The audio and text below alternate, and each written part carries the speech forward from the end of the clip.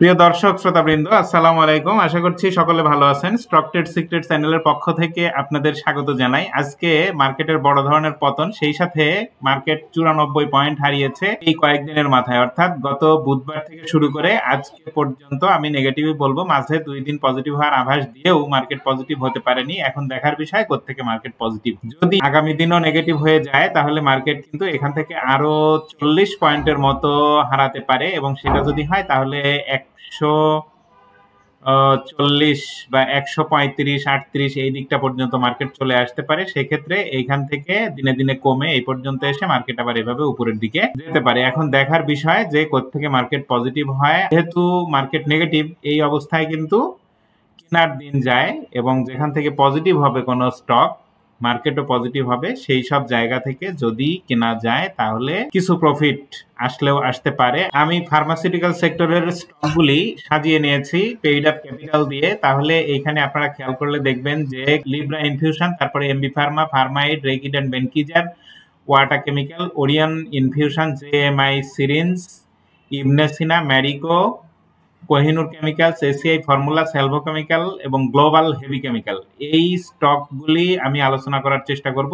যদি সময় থাকে তাহলে এসিআই এবং অ্যাডভেন্ট নিয়েও একটু আলোকপাত করব। তাহলে প্রথমে যদি আমি লিব্রা ইনফিউশন দিয়ে আমার আলোচনা শুরু করি, তাহলে এখানে আমি যদি বড় করে চার্টটা আপনাদেরকে একটু দেখাই, তাহলে দেখেন যে লিব্রা ইনফিউশন দীর্ঘদিন যাবত যে জায়গায় এর প্রাইসটা আছে, এটা যদি দীর্ঘদিনের চার্ট হিস্ট্রি আপনাদেরকে দেখাই তাহলে খেয়াল করলে দেখেন যে 2023 সালের 26শে অক্টোবর এবং 28শে ডিসেম্বর এইটা কিন্তু ডাবল টপের মতো একটা প্যাটার্ন ক্রিয়েট করেছিল। আর এরকম যদি হয় তাহলে কোনো স্টক বড় ধরনের কারেকশন অর্থাৎ ডিপ কারেকশনে যায়। এটা বড় কারেকশনে এসেছিল, এবং এই লিব্রা ইনফিউশনের প্রাইস কিন্তু এসেছিল 620-21 এই লেভেলটায়, আর এখন 799 টাকা অবস্থান করছে। আর এই বক্সটা দিয়ে আমি দেখাতে চেয়েছি গত 21 সালের জুলাই আগস্ট থেকে বর্তমান সময় পর্যন্ত এই এরিয়াটার ভিতরে এই লিব্রা ইনফিউশনের প্রাইস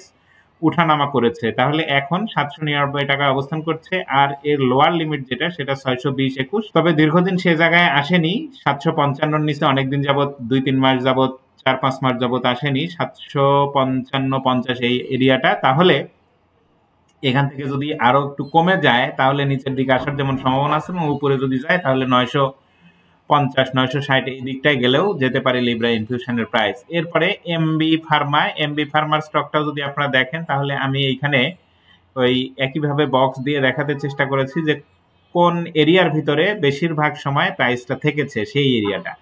তাহলে এই এরিয়াটা হচ্ছে 891 আর নিচে হচ্ছে 650-55 এই এরিয়াটা। তাহলে 650-55 থেকে 890 পর্যন্ত প্রাইসটা ঘোরাফেরা করেছে বেশিরভাগ সময়। এখন এই এমবি ফার্মার প্রাইস আছে হচ্ছে 739 টাকায়। তাহলে এইখান থেকে আজকে একটু নেগেটিভ ট্রেন্ডে ছিল, এইটা যদি অব্যাহত থাকে আগামী দিন, তবে নিচে আসতে দেয়নি, একটা স্পিনিং টপের মতো ক্যান্ডেল ক্রিয়েট করেছে। বড় করলে এটা দেখা যাবে উপরের দিকে যখন যাচ্ছিল তখন এটা সেল প্রেসারে পড়েছিল, আবার নিচে যখন আসে তখন বায়াররা শক্তিশালী হয়ে উপরে প্রাইস তুলে দিয়েছে। তাহলে এখান থেকে হয়তো নিচের দিকে নাও আসতে পারে, আর যদি আসে তাহলে 680-81 এই এরিয়াটায় আসতে পারে, এবং উপরে যদি যায় তাহলে 795, তারপরে যদি যায় 880-90 এই দিকটা পর্যন্ত যেতে পারে এমবি ফার্মার প্রাইস। এরপরে ফার্মা এইড এর স্টকে আমি আসলাম। ফার্মা এইড দীর্ঘদিন যাবত 24 সালের জুলাই মাস থেকে বর্তমান সময় পর্যন্ত এটা নেগেটিভ ট্রেন্ডে এবং একটা ডাউন ট্রেন্ডে লোয়ার লো প্যাটার্ন মেনটেন করে নিচের দিকে আসছিল, এবং গত জানুয়ারি মাস অর্থাৎ 25 সালের জানুয়ারির মাঝামাঝি থেকে বর্তমান সময় পর্যন্ত এটা বটম ক্রিয়েট করার চেষ্টা করছে, এবং প্রাইসটা নিচে 520-22 এই দিকটা এবং উপরে 558-র উপরে যায়নি এই 3 মাস বা 2 মাস যাবত। তাহলে এটা এখন যেহেতু 533-এ আছে, এটা কেনার মতো একটা জায়গায় আছে। যদি এইভাবে বড় করে দেখানো যায় তাহলে দেখেন তাইলে এটা কেনা যেতে পারে, বা আর একটু নিচে যদি আসে 520-21-22 এই দিকটায় কিনলে কেনা যেতে পারে এই ফার্মাইড। এরপরে রেকিড অ্যান্ড বেনকিজারের চার্টে আমি আসলাম। এটা কিন্তু সর্বনিম্ন প্রাইসে আছে 2021 সালের আগে এই প্রাইসে আসেনি। 2020 সালে এই প্রাইস বা তার নিচের প্রাইসে ছিল, এখন যে জায়গায় অবস্থান করছে 3944 টাকা। তাহলে এইটা যেখান থেকে পজিটিভ হবে সেইখান থেকে এটা এন্ট্রি নিলে যারা বড় স্টক, অনেক বেশি দামি স্টক পছন্দ করেন তারা এটা খেয়াল রাখতে পারেন কবে গ্রিন ক্যান্ডেল করে পজিটিভ হচ্ছে, সেইখান থেকে এটা এন্ট্রি নেওয়া যেতে পারে ডেইকি বেনকিজারে।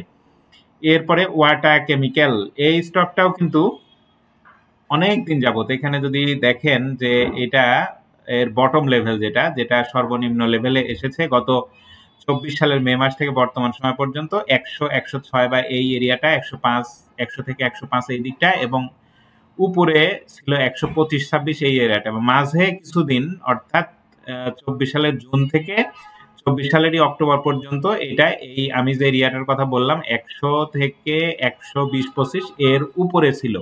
এর উপরে বলতে কত, এই 125 থেকে 172 টাকা পর্যন্ত। আর এখন এই ওয়াটা কেমিক্যালের প্রাইসটা অবস্থান করছে 117 টাকায়, এবং এটা এই মুভিং এভারেজের ভ্যালুকে রেসপেক্ট করে করে এইটা বেয়ে বেয়ে উপরে নিচে করে মুভিং এভারেজের ভ্যালু বরাবর চলছে। তাহলে গত নভেম্বর থেকে বর্তমান সময় পর্যন্ত এটা মুভিং এভারেজের ভ্যালু বরাবর চলছে, এবং সর্বনিম্ন প্রাইস 104-5 থেকে উপরে 117-18, 120-25 এই এরিয়াটা।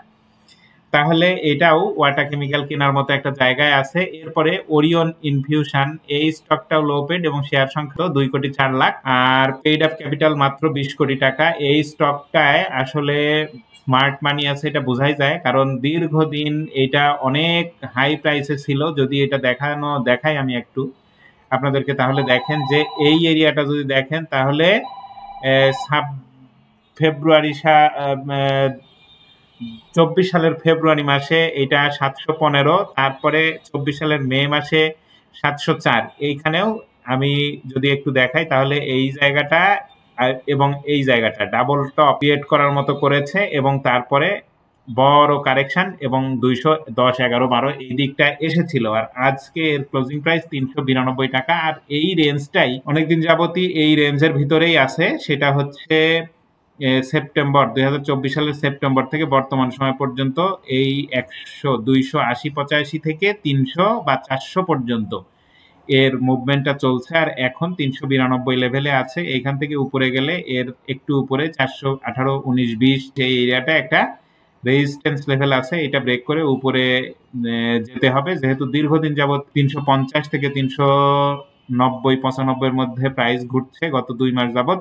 তাহলে এখান থেকে ওরিয়ন ইনফিউশন আমার মনে হয় যে নিচে আসার সম্ভাবনাটা কম।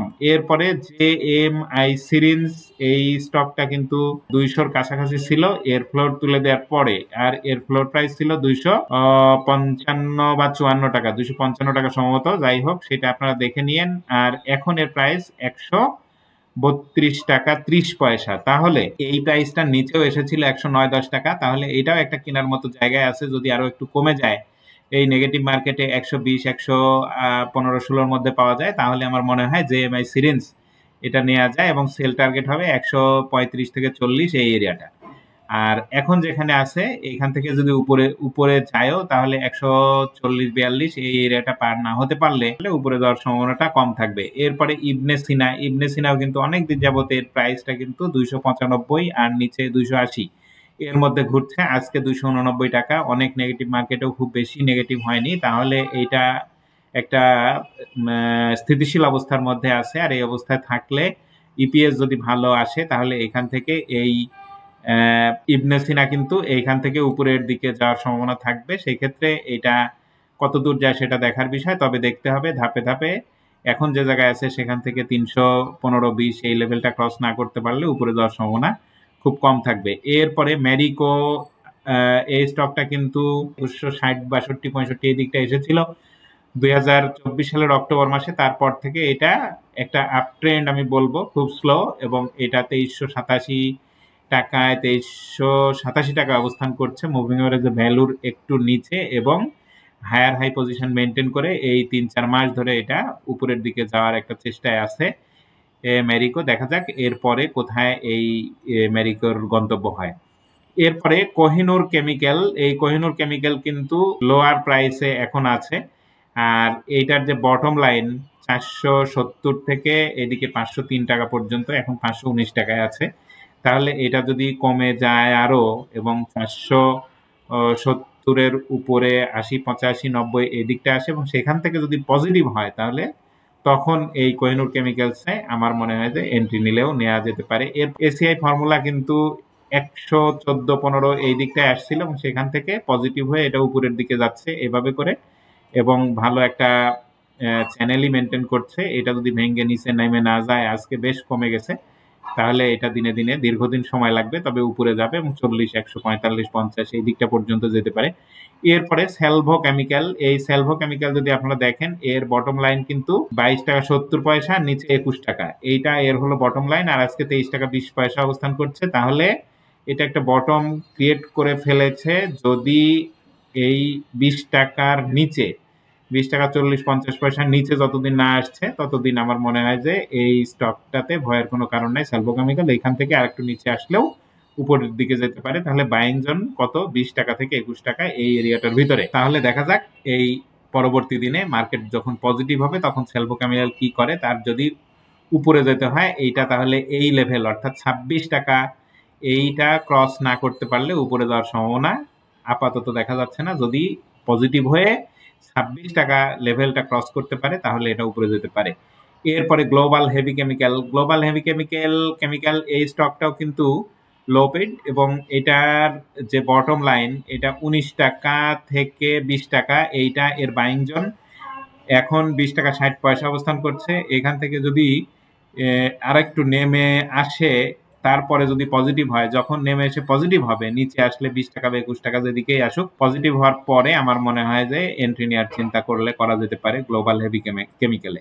এরপরে এসিআই কিন্তু এখানে যদি খেয়াল করেন আপনারা দেখবেন যে 120 টাকা 19 টাকা এই দিকটা এসেছিল এবং সেখান থেকে পজিটিভ হয়ে আজকের প্রাইস 164 টাকা, এবং এটা নভেম্বর থেকে আজকের দিন পর্যন্ত হিসাব করলে, আর গত 3 দিন 4 দিন যাবত এটা একটা নেগেটিভ ট্রেন্ডে আছে। মুভিং এভারেজের ভ্যালুর নিচে অর্থাৎ 159 টাকা 60 টাকা এর নিচে যতদিন নেমে না যাচ্ছে ততদিন এসিআই আমার মনে হয় যে ভয়ের কোনো কারণ নাই। কারণ আর এখন যে জায়গায় আছে এটা কিন্তু একটা রেজিস্ট্যান্স ব্রেক করে সেই জায়গায় রিটেস্ট করছে। এখান থেকে যদি আর একটু উপরে যায়ও 180-85 এই এরিয়াটায় গেলেও যেতে পারে। এরপরে অ্যাডভেন্ট ফার্মা একটা ভালো স্টক ছিল। এই স্টকটা কিন্তু 22 টাকা 60 পয়সা সম্ভবত এর ফ্লোর ছিল, এবং ফ্লোর তুলে দেওয়ার পরেও এই স্টকটা 22 টাকা 60 পয়সা 50 পয়সার নিচে, অনেক নিচে আসছিল 17 টাকা 80 পয়সা, কিন্তু সেখান থেকে উপরে যে যায় এটা 22 টাকা 50 পয়সা বা 40 পয়সা এর নিচে আসে না, এবং হাই উপরে এটা 32, 33, 35 এই দিকটা পর্যন্ত যায়, এবং পরবর্তীতে ডিভিডেন্ড দিতে না পারায় এটাকে জেড ক্যাটাগরিতে পাঠানো হয়, এবং জেড ক্যাটাগরিতে পাঠানোর ফলে এই স্টকটা 15 টাকা 40 পয়সা বা তার নিচে চলে এসেছিল। আজকে 16 টাকা 10 পয়সা প্রাইস ক্লোজিং হয়েছে। তাহলে এটা 15, 15.5, 15 টাকা 30 পয়সা এই দিকটা যতদিন ভেঙে নিচে না যাবে ততদিন এটাতে আমার মনে হয় যে এন্ট্রি নিয়ে থাকলে কোনো অসুবিধা নাই, এবং যত উপরে যায়, যদি এটা জেড ক্যাটাগরি থেকে ক্যাটাগরি চেঞ্জ করে বি ক্যাটাগরিতে আসে তাহলে কিন্তু কয়েকটা হল্টের দিয়ে 26-27 টাকা প্রাইস চলে যেতে পারে। ধন্যবাদ সবাইকে ভিডিওটা দেখার জন্য। যদি ভালো লাগে তাহলে লাইক দিতে পারেন, শেয়ার করতে পারেন, এবং নতুন ভিডিও সবার আগে পেতে হলে চ্যানেলটা সাবস্ক্রাইব করতে হবে। ধন্যবাদ সবাইকে, ভালো থাকবেন।